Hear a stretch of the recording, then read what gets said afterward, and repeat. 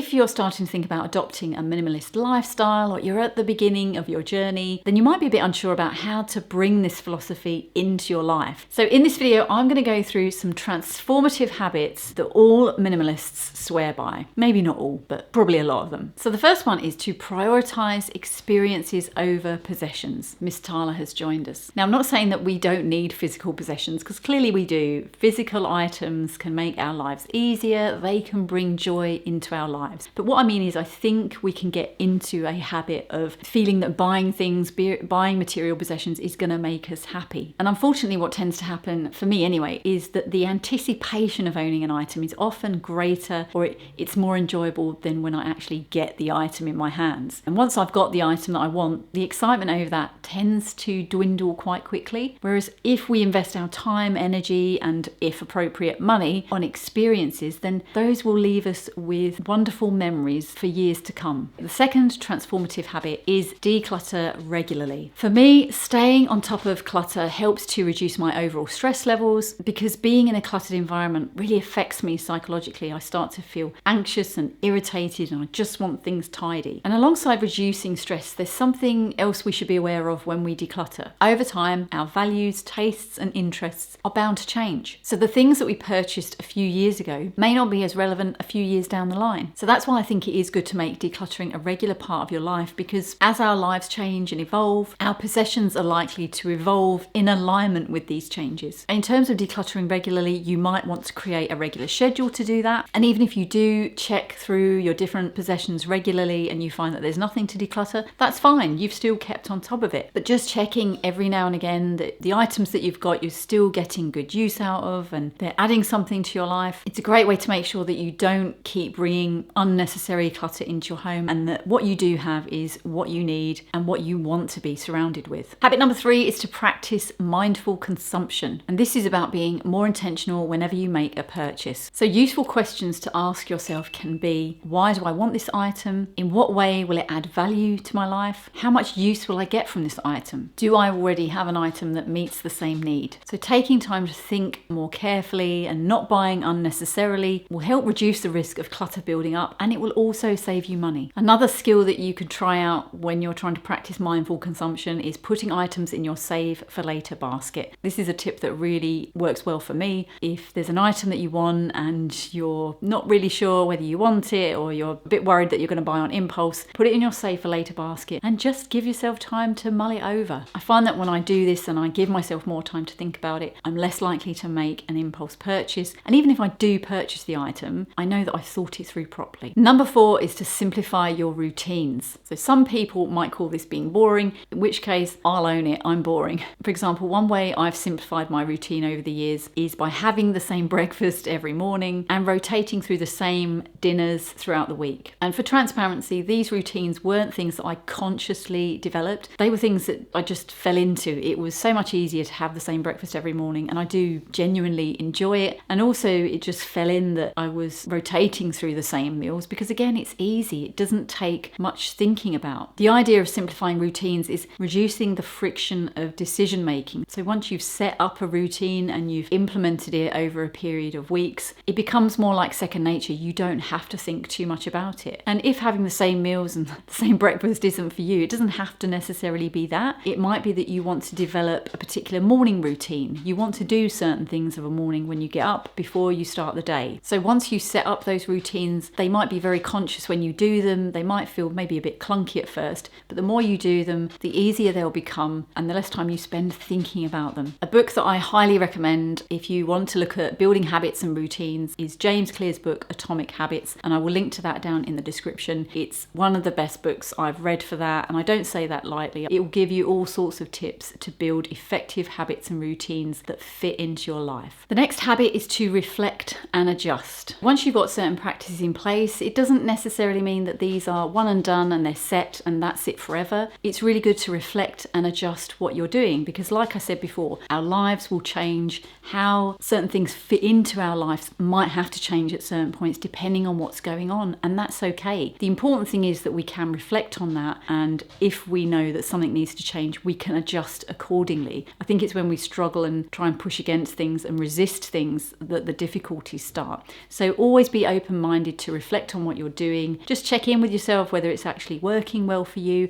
and if it's not, adjust it. Now, one of the reasons that I enjoy adopting a minimalist lifestyle so much is that it's taught me some really valuable life lessons along the way. And if you want to find out what these are, then check out the video that's on the screen. Thanks so much for watching, and I'll see you again soon.